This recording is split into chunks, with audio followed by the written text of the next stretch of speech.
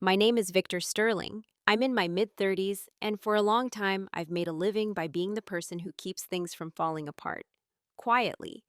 I work in a professional environment where deadlines matter, accuracy matters, and collaboration is supposed to matter most of all. I'm not the loudest voice in the room. I don't dominate meetings. I listen, I document, I follow through. Most people see someone like that and draw simple conclusions: reliable, safe, low maintenance, someone who won't make trouble, someone who will clean up loose ends without asking for credit. I've learned that when you carry yourself calmly and don't compete for attention, people often underestimate not just your ambition, but your awareness. They assume silence means absence. They assume restraint means weakness. This story isn't about a dramatic betrayal or a sudden explosion. It's about something much smaller and much more common. A minor edit, a quiet change. A name was removed from a document hours before a deadline. No shouting, no confrontation, just a subtle decision that revealed far more than the person making it likely intended. What unfolded afterward wasn't driven by anger or revenge. It was driven by clarity, by paying attention to patterns instead of excuses, by understanding that small edits can expose big intentions, especially in workplaces where power is exercised politely, behind track changes and version histories. Over the course of this story, you'll hear how I came to understand the role I'd been assigned without my consent, how being useful slowly turned into being invisible, how repeated, almost forgettable moments of dismissal added up to something undeniable, and how choosing not to react immediately, choosing patience over performance, changed the outcome in ways no confrontation ever could. I want to be clear about something from the beginning. This is not a story about winning or humiliating anyone. There are no villains twirling mustaches, no heroic speeches, no last-minute miracles. It's a story about observation, about boundaries, about what happens when you stop explaining yourself to people who have already decided how much you matter. There are moments in this story where you might feel the urge to say, "Why didn't you speak up sooner?" Or, "That's just how offices work." I used to tell myself those same things. I rationalized, I minimized. I stayed quiet because it felt easier, more professional, more mature. But silence, I learned, is never neutral. Sometimes it protects you.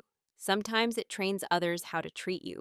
As you listen, I'm not asking you to take sides. I'm not asking you to judge anyone involved. I'm only asking you to notice the small moments, the ones that are easy to dismiss, easy to laugh off, easy to forget, because those moments are often where the truth shows itself first. So, before we go any further, let me ask you something gently and honestly. Have you ever felt yourself becoming invisible in a place where your work clearly mattered, long before you could explain why? To them, I was dependable in the quietest possible way. Not impressive, not memorable, just there. I was the person people looped in late when something needed fixing without fuss. The one copied on emails after decisions had already been made, with a polite line that said, "Just keeping you in the loop." I was rarely asked for my opinion in meetings, but my notes somehow always made it into the final action plan. When something went wrong, my name came up in the sentence that followed: "Victor can probably sort this out." And I usually did. I didn't mind at first. There's a certain pride that comes with being trusted. I liked knowing the systems well enough to catch mistakes before they became problems.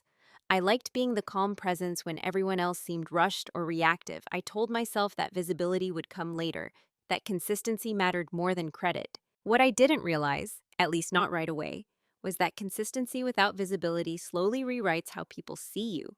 Over time, my role became strangely fixed. I wasn't introduced as someone with insight or judgment, but as someone reliable. The language mattered. Reliable meant I wouldn't push back. It meant I wouldn't complicate things. It meant I could be depended on to support decisions I hadn't been part of. In subtle ways, my contributions were treated less like authorship and more like maintenance. No one said this out loud, of course. Offices rarely do. It showed up in tone, in body language, in whom people looked when questions were asked. When a project succeeded, the credit flowed upward or outward. When it stalled, the work quietly flowed toward me. I became useful in a way that didn't threaten anyone. I noticed how people spoke over me, not aggressively, just comfortably. How my emails were acknowledged but rarely discussed. How suggestions I made in one meeting would resurface weeks later, rephrased by someone else, and suddenly sounds strategic. When that happened, I didn't interrupt. I didn't say, I mentioned that earlier. I told myself it wasn't worth it. The idea mattered more than the name attached to it.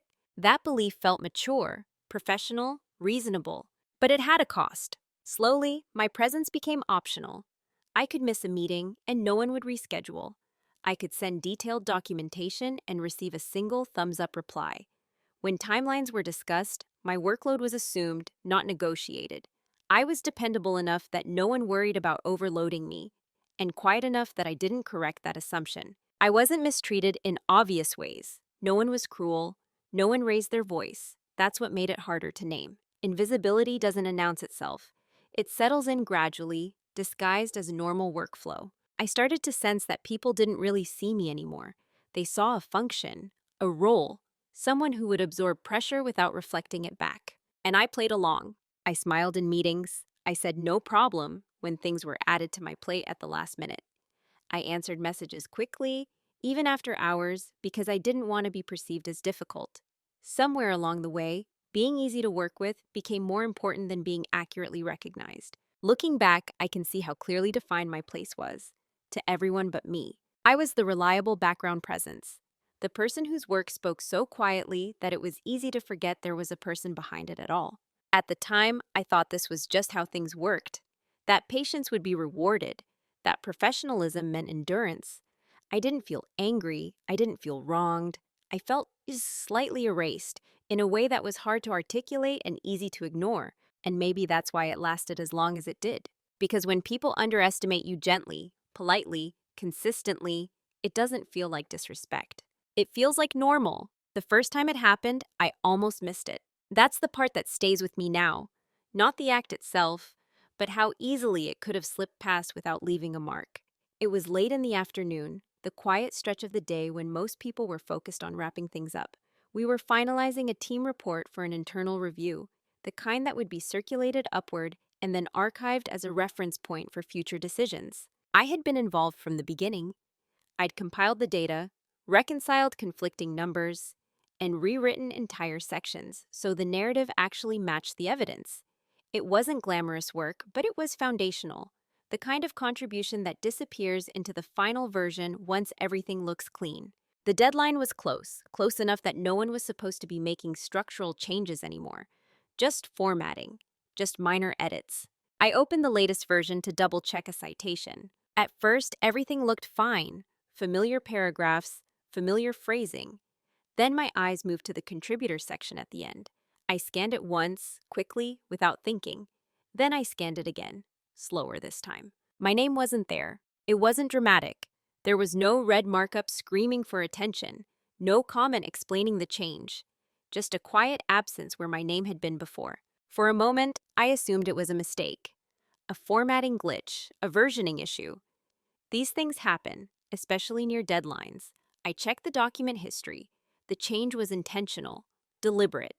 My name had been removed manually in the most recent edit. The edit had been made by a coworker I worked with closely, someone who knew exactly what I'd contributed, someone who had asked me for help more than once on that very report. I didn't react right away. I sat there longer than I cared to admit, staring at the screen, trying to decide what the feeling was. It wasn't anger. It wasn't a shock. It was something quieter, a tightening, a moment of recalibration. I scrolled through the document again, section by section. My work was still there. My language, my structure. The logic I'd built to hold the whole thing together. Just not my name. I considered sending a quick message. Something light. Hey, I noticed my name got dropped from the contributors. Probably an oversight. It would have been easy, professional, almost invisible. But something stopped me. Not pride, not fear, curiosity. I wanted to see what would happen if I didn't rush to fix it. The report went out as scheduled. No one said anything. No one flagged the omission. No one asked if the contributor list was accurate. In the follow-up meeting, the report was praised for its clarity. A few people nodded. Someone thanked the coworker who'd made the final edits. I sat there listening. What surprised me most wasn't that my name was missing. It was how normal it felt to everyone else. The omission didn't register as a problem because, in their mental model of the team, my role didn't require visible acknowledgement. I watched the coworker speak comfortably about the report, referencing we in a way that gently excluded me without ever saying so. There was no guilt in their voice, no hesitation, just ease. That's when I understood something important. This wasn't a mistake. It was a test, not a loud one, not an aggressive one, a small adjustment to see if anything would break, to see if I would notice, to see if I would object. I didn't say anything. Not because I didn't care, but because I cared enough to pay attention. That night, I pulled up older versions of the document and saved them. I took screenshots, I noted timestamps, not with the intention of using them, but with the intention of understanding the pattern if it continued. Because once you notice the first small cut, you start watching for the next, and I had a feeling this wouldn't be the last. After that first omission, I told myself not to overthink it. That's how these things usually go. You spot something uncomfortable, and your mind rushes in to smooth it over. Deadlines are stressful. People make careless edits. It's probably not personal. I repeated those explanations until they felt reasonable enough to live with. And for a while, nothing happened. At least nothing obvious. But subtle shifts rarely announce themselves. They repeat quietly, just far enough apart that you can convince yourself each instance is unrelated. A sentence rephrased without looping me in.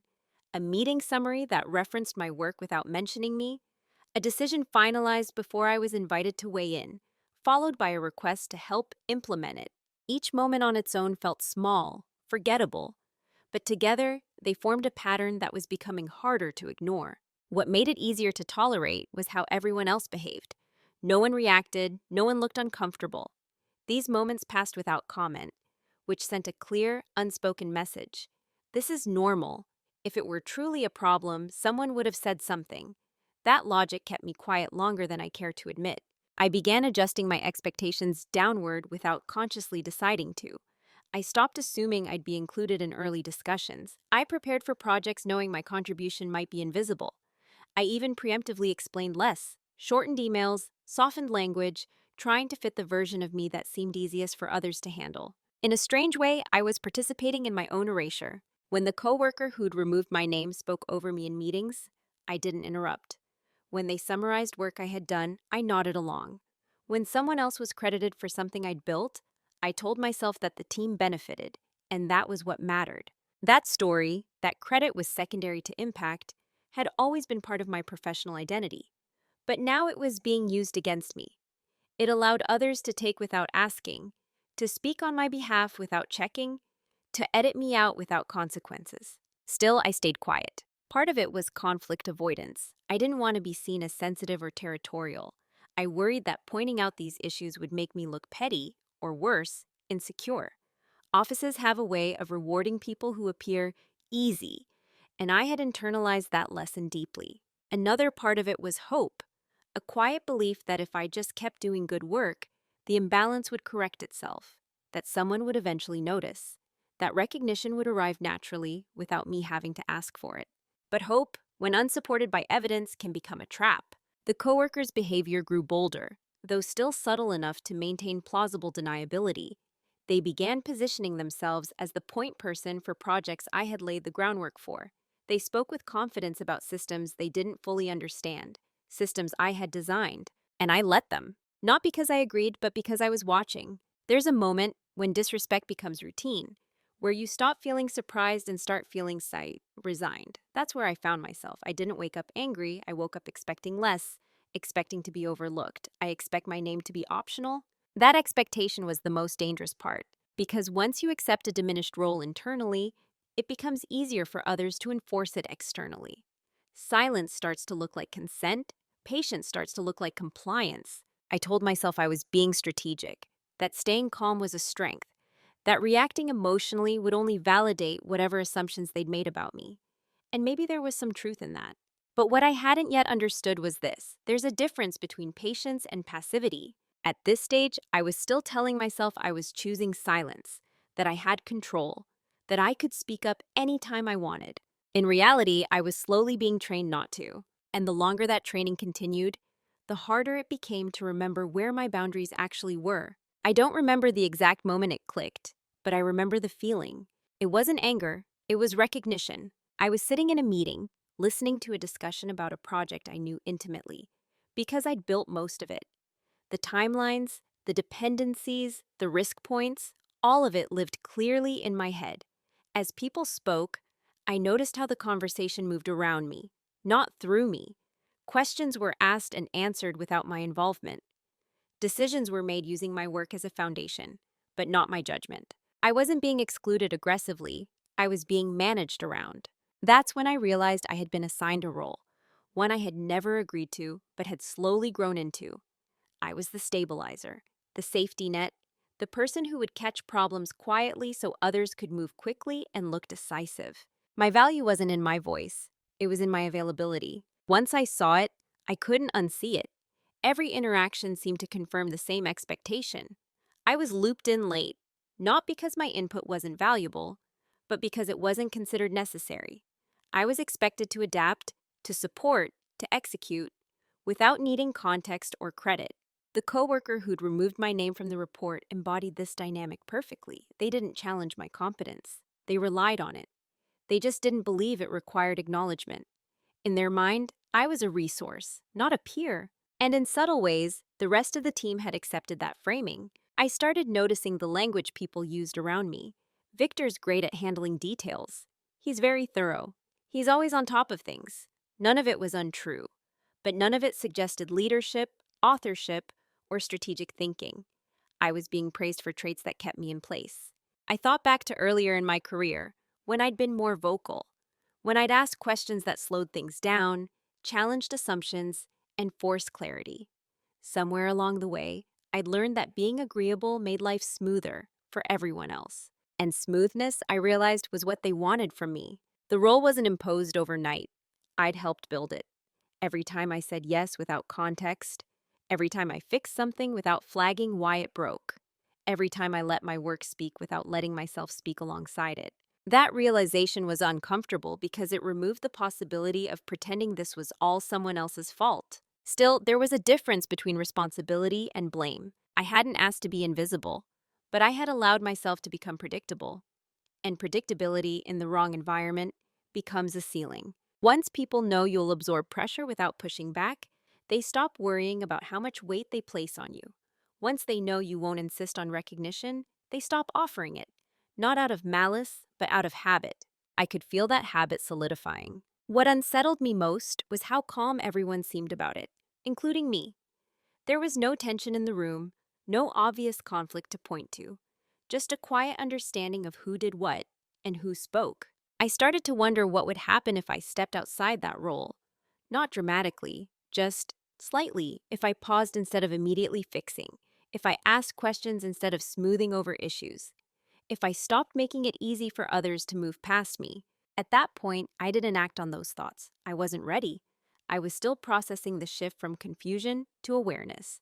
But something fundamental had changed. I no longer believed this was temporary or accidental. I understood now that unless I disrupted the role I'd been assigned, it would continue indefinitely, polite, efficient, and quietly diminishing. And for the first time, I started to consider the cost of staying exactly where they were comfortable keeping me. The shift didn't happen during a meeting or an argument. No one said anything that forced my hand. There was no dramatic moment where I decided, this ends now. It happened on an ordinary morning. I was early as usual. The office was quiet in that way.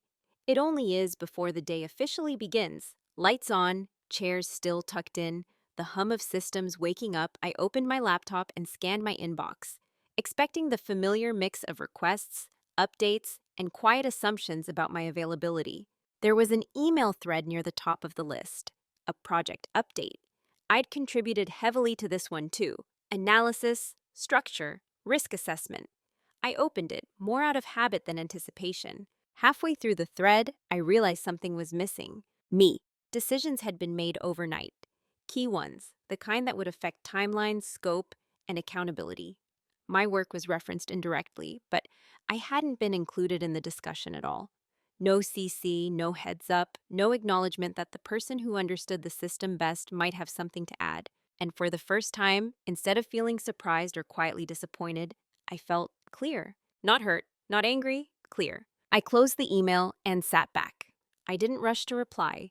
I didn't draft a message in my head explaining why I should have been included. I didn't feel the familiar pull to fix something that wasn't technically broken. I just noticed how calm I was. That calmness told me something important. It told me I'd stopped expecting fairness from this environment. And when expectation drops away, what remains is choice. I realized then that I had been operating under an unspoken rule.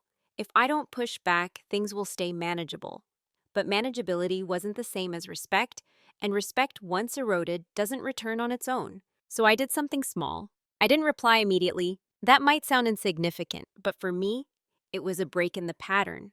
I was known for quick responses, for being available, for smoothing things over in real time.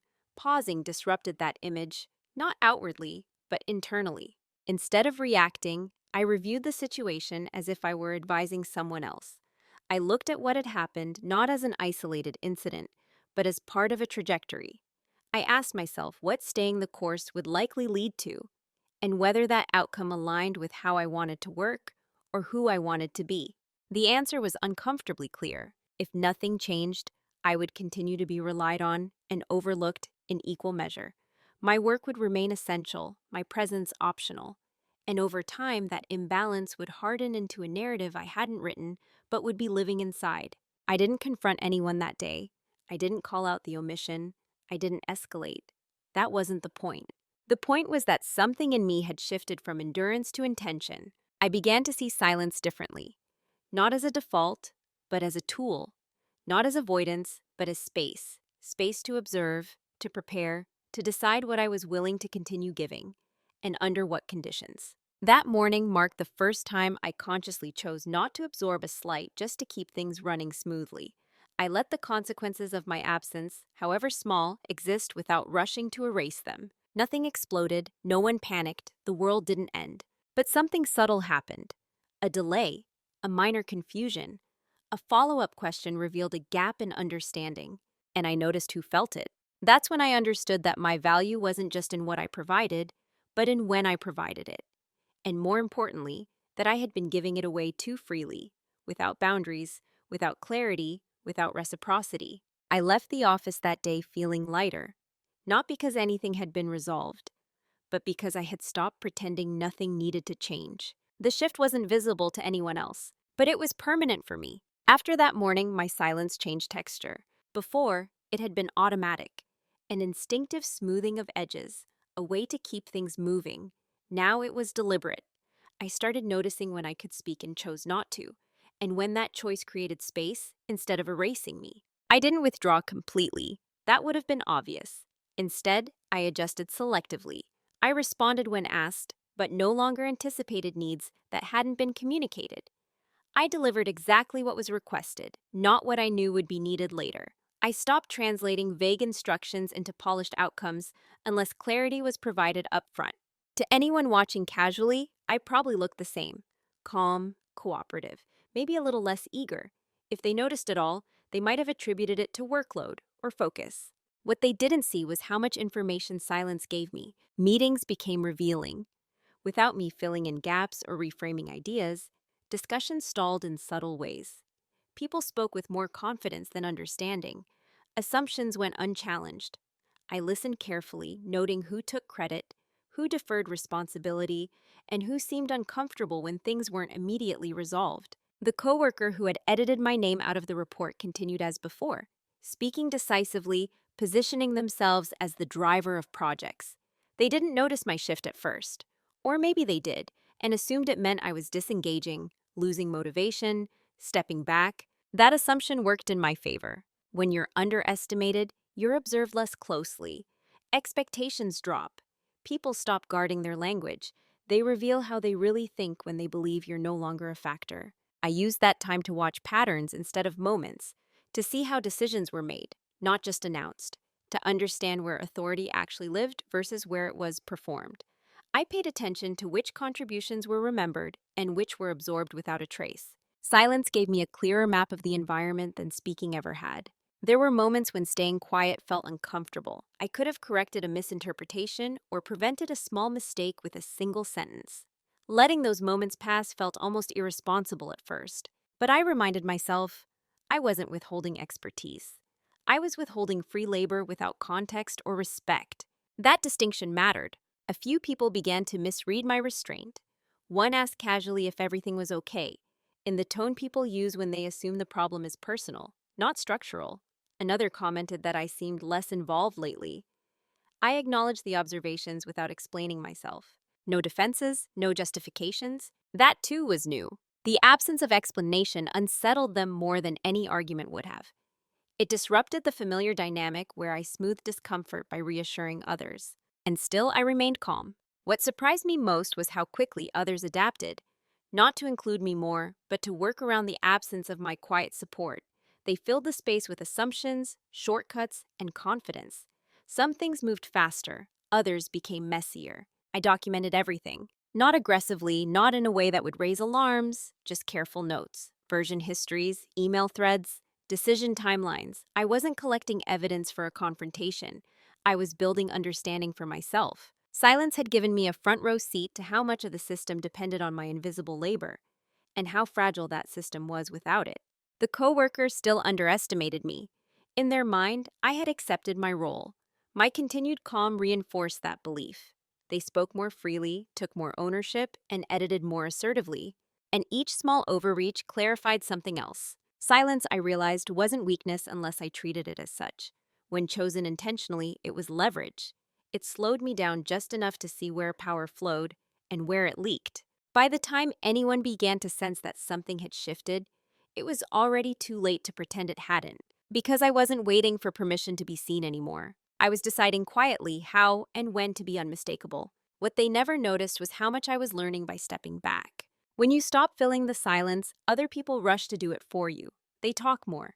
They explain less carefully. They make decisions out loud without realizing who's listening. And when they believe you're no longer central to the outcome, they stop performing for you. That's when the truth starts leaking. I began to understand the system not as it was presented in meetings, but as it actually functioned day to day. Who approved what? Who only appeared to approve? Which names carried weight and which were decorative? Where accountability blurred and where it snapped into focus the moment something went wrong.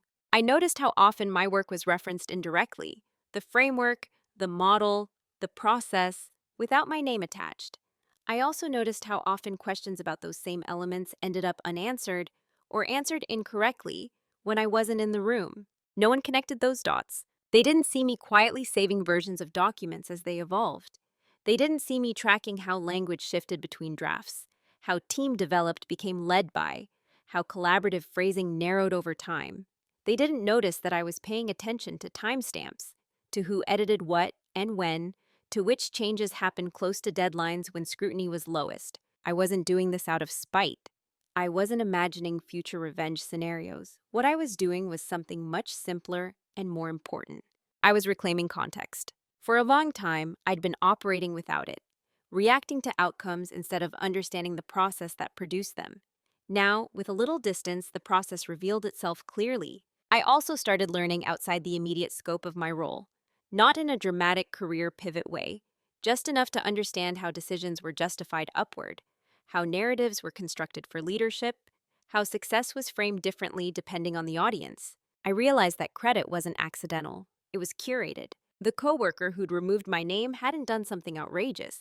They'd done something strategic, small enough to deny, quiet enough to normalize, timed well enough to stick. And once it worked the first time, they'd learned something too. They learned I wouldn't react. That knowledge emboldened them. What they didn't realize was that I was learning faster. I began positioning my work differently, not louder, not more visible, but more precise.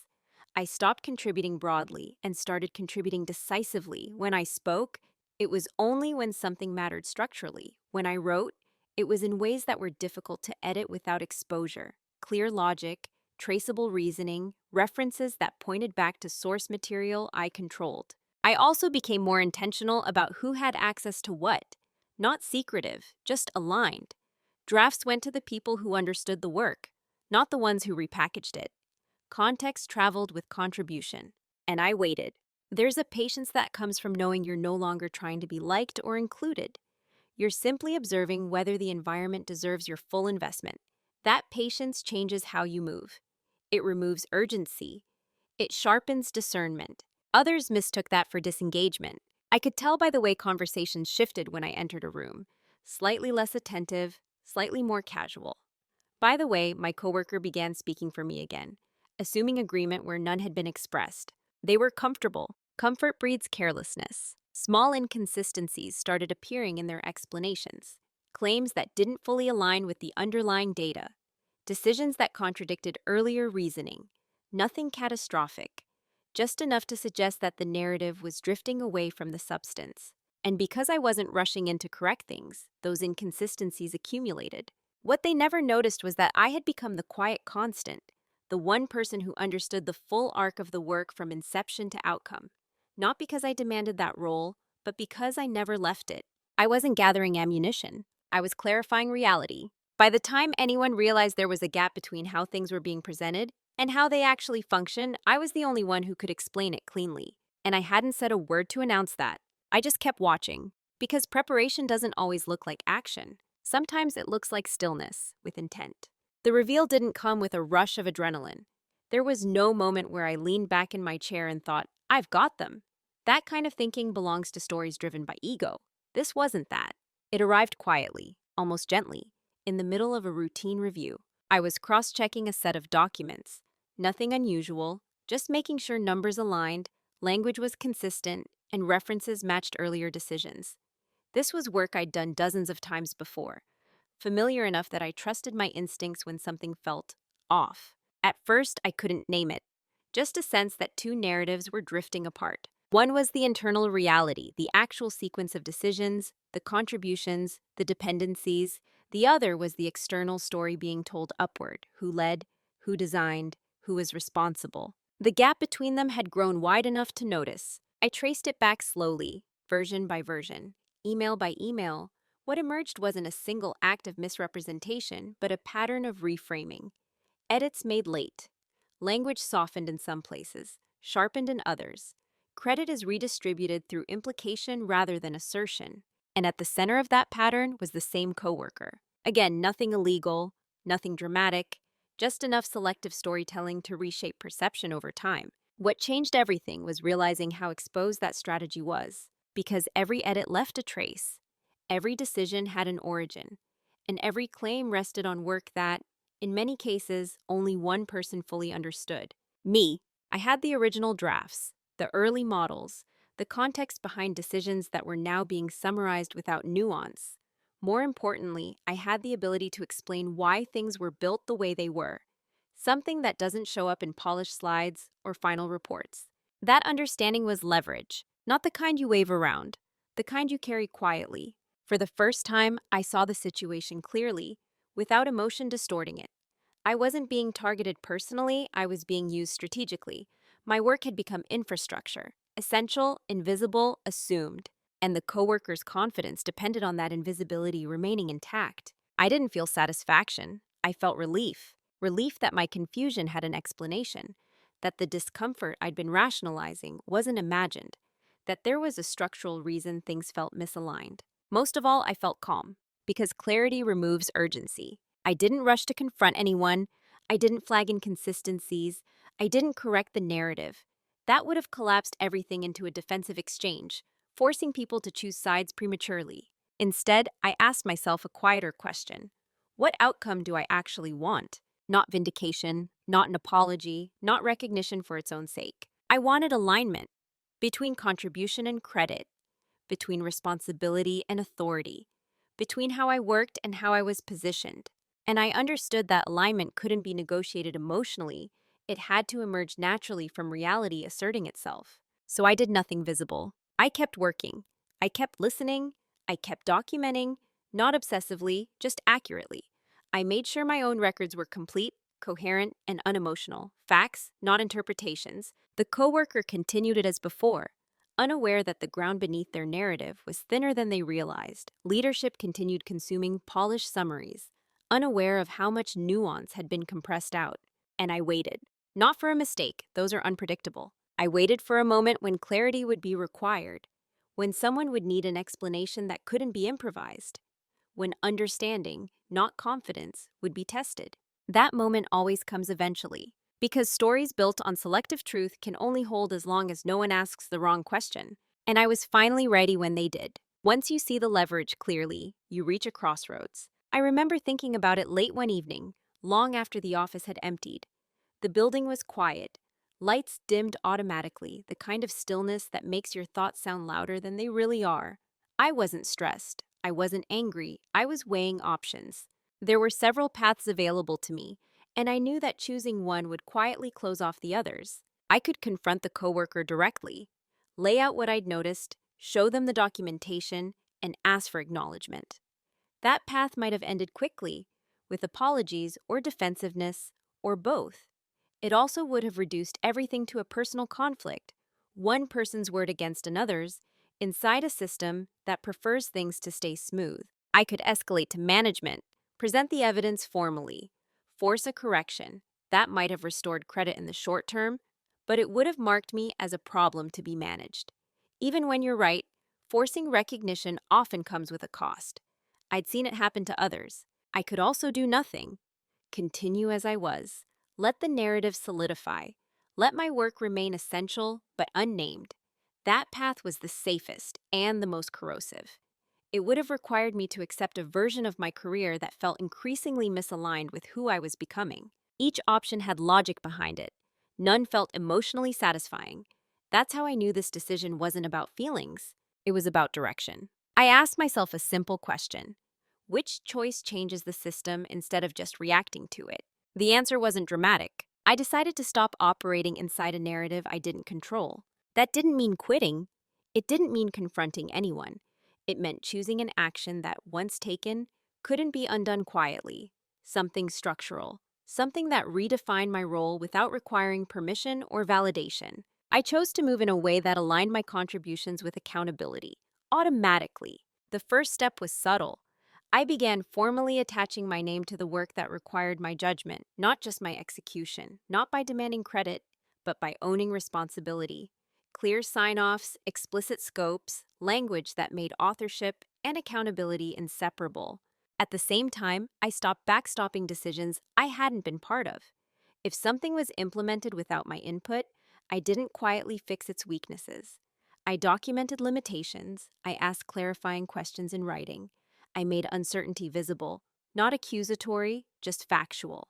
That shift alone changed the texture of my work. But the irreversible part came when I aligned myself directly with outcomes rather than intermediaries. I made sure that when explanations were needed, real explanations, not summaries, I was the one providing them. Not loudly, not performatively, just accurately when asked. I wasn't trying to expose anyone. I wasn't trying to embarrass my coworker. I was simply removing the buffer that allowed my work to be filtered through someone else's narrative. Once that buffer was gone, there was no going back. If leadership wanted to understand the system, they had to speak to me. If questions arose, my name came up, not as support, but as a source. The coworkers still didn't fully grasp what was happening. From their perspective, I hadn't done anything confrontational. I hadn't accused them of anything. I hadn't changed tone or attitude, but the ground had shifted. I knew that once this process started, it couldn't be reversed quietly. The story would either realign with reality or collapse under its own inconsistencies. And I was at peace with either outcome, because for the first time, I wasn't choosing comfort. I was choosing coherence. What came next didn't look like action from the outside. There were no announcements, no shifts in tone, no visible assertion of authority.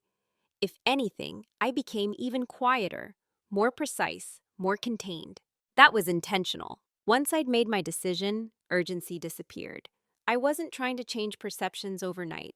I was aligning structures so that, over time, perception would have no choice but to follow reality. I began by tightening boundaries around my work, not defensively, professionally. Deliverables now came with context embedded in them. Assumptions were spelled out. Dependencies were documented. Decisions were traceable. This wasn't new information, it was information made impossible to detach from its source. I stopped circulating drafts broadly, not to exclude anyone, but to preserve integrity. Versions were shared when they were ready, not when they were convenient for someone else to reshape. If edits were suggested, they were discussed, not silently applied hours before deadlines. Nothing about this violates the policy. In fact, it aligned perfectly with best practices. It just happened to remove the ambiguity that had allowed others to benefit from my invisibility. At the same time, I made sure my communication flowed through the right channels. When work fed into leadership decisions, I ensured my explanations were attached directly, sometimes in writing, sometimes in briefings. I didn't frame them as corrections, I framed them for clarity. No one objected. That was the interesting part, because when you move calmly and within the rules, there's very little anyone can push back on without revealing their own motives. The coworker continued as usual, unaware that their ability to edit the story had quietly narrowed. They still spoke confidently in meetings, still referenced our work, still positioned themselves as the lead. But when questions followed, real questions, the kind that required depth, the answers increasingly came from me. Not because I insisted, because the structure now made it natural. I also began documenting outcomes more formally, not as evidence, but as a record. What was decided, what was delivered, what assumptions held, and which didn't. This wasn't about catching anyone out, it was about ensuring continuity and accountability. To most people, this looked like diligence. To me, it was insulation. No one noticed the shift at first. Why would they? Everything still worked. Deadlines were met. Projects moved forward. The surface was smooth. But underneath, something important had changed. My work was no longer extractable without acknowledgement. Not because my name was stamped everywhere, but because understanding it required my involvement. You couldn't speak about it convincingly without having spoken to me. That was the quiet correction. There were moments when I wondered if I should say something, if I should have a conversation, clear the air, and explain my perspective. But every time that thought arose, I asked myself, would this improve alignment or just relieve discomfort? The answer was always the same. I didn't need validation. I needed coherence, and coherence was already forming. The coworkers still believed they were in control of the narrative. From their vantage point, nothing had changed. I was still calm, still polite, still not confronting them. What they didn't realize was that control only exists where information can be filtered, and that filter was gone. By the time the consequences began to surface, the structure was already in place, and there would be no easy way to undo it. The consequences didn't arrive all at once. They surfaced gradually, in small moments that felt disconnected at first. Delays, follow-up questions, brief confusions that no one could quite explain. Nothing dramatic enough to trigger an alarm, but enough to create friction where there had once been ease. I noticed it before anyone else did. A meeting ran longer than expected because an assumption couldn't be clarified on the spot. A decision was postponed because leadership wanted more detail than the summary provided. A document came back with questions that hadn't existed before. The common thread was subtle but consistent. Without my quiet mediation, things required more effort. People began feeling the absence of something they'd never named. The coworker felt it first. I could tell by the way their confidence shifted. Not disappeared, just tightened. They spoke a little faster in meetings, filled pauses more aggressively, and leaned on generalities when specifics were requested. When questions turned technical, they started glancing toward me more often, as if expecting me to step in and smooth the moment. I didn't. Not out of spite, out of alignment. When asked directly, I answered clearly. When not asked, I stayed silent. The difference mattered. It forced a distinction that hadn't existed before, between knowing the work and presenting it. Others began to notice too, though they couldn't quite articulate what was missing. Comments surfaced in passing. We should probably loop Victor in. Let's double-check that assumption. Can someone walk us through how this actually works?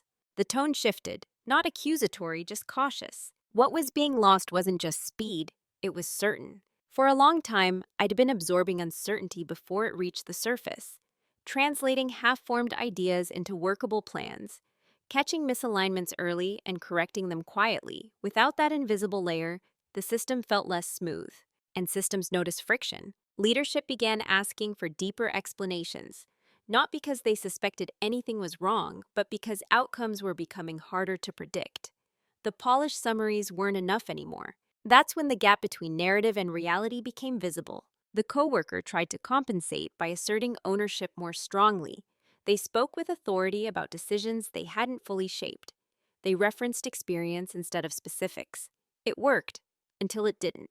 Because confidence can carry you only so far when understanding is required. I watched all of this with a strange sense of distance. I wasn't enjoying it. I wasn't anxious about it either. It felt like watching gravity take effect. Not personal, just inevitable. No one blamed the coworker outright. That would have been too clean. Instead, a quiet reassessment began.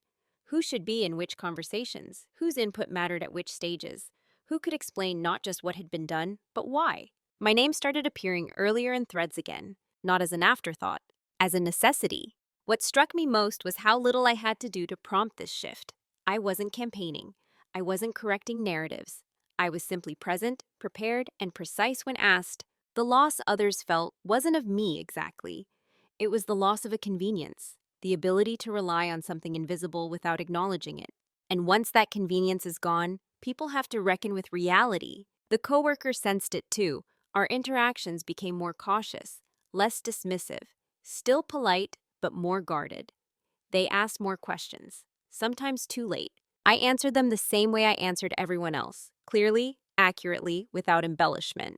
By then, the consequences were no longer mine to manage. The system was adjusting on its own, and it was only the beginning. By the time anyone tried to fix it, they couldn't agree on what it was. That's how these moments usually unfold.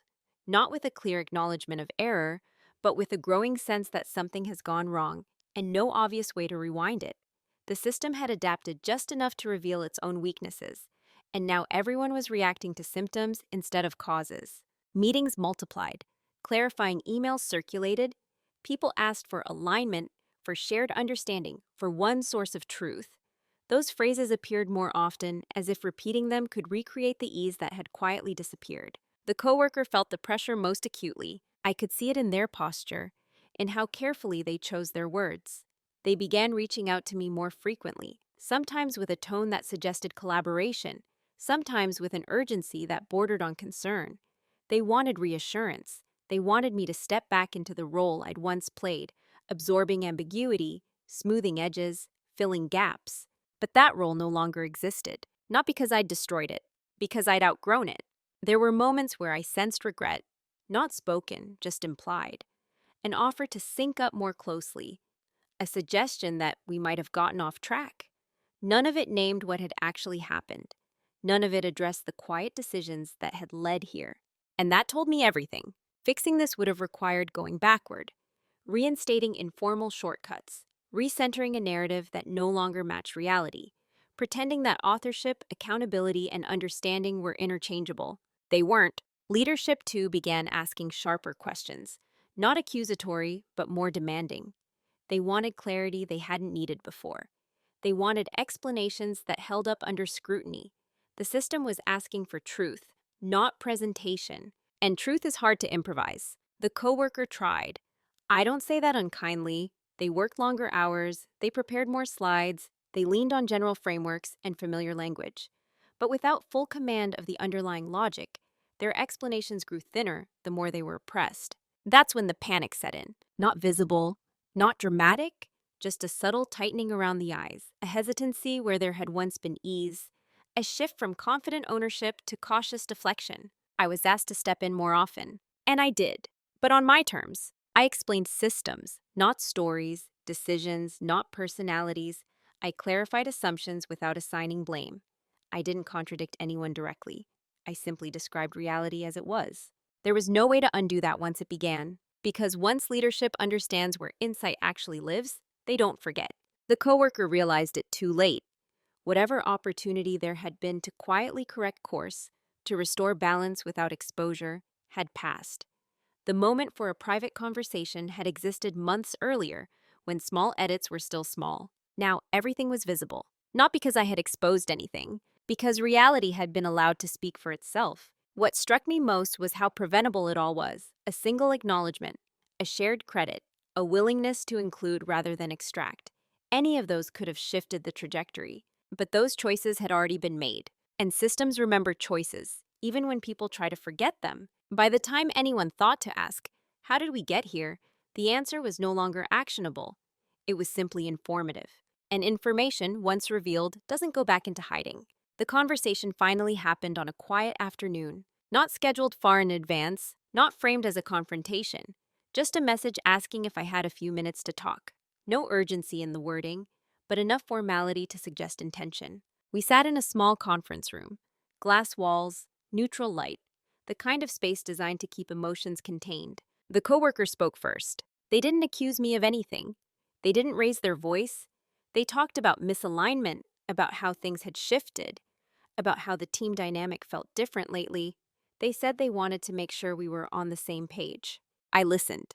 When they finished, there was a pause, the kind that invites reassurance. I didn't offer it. Instead, I said something simple, calm, measured. I think we are aligned now. That seemed to catch them off guard. They asked what I meant. So I explained, not emotionally, not historically, not with a list of grievances. I talked about roles, about clarity, about how responsibility and authorship need to match if work is going to scale. I referenced recent examples where questions had required deeper context and how it made sense for that context to come directly from the source. I didn't mention the report. I didn't mention my name being removed. I didn't need to. They tried to steer the conversation toward intention, toward misunderstandings, toward how things might have come across. I gently redirected it back to the structure. This isn't about how anything came across, I said. It's about how it functions. That was the moment their posture changed. Not defensively, uncertainly, because structure is harder to argue with than feelings. They asked carefully whether I felt excluded before. I paused, not for effect, but because the honest answer mattered. I felt utilized, I said, and I've corrected for that.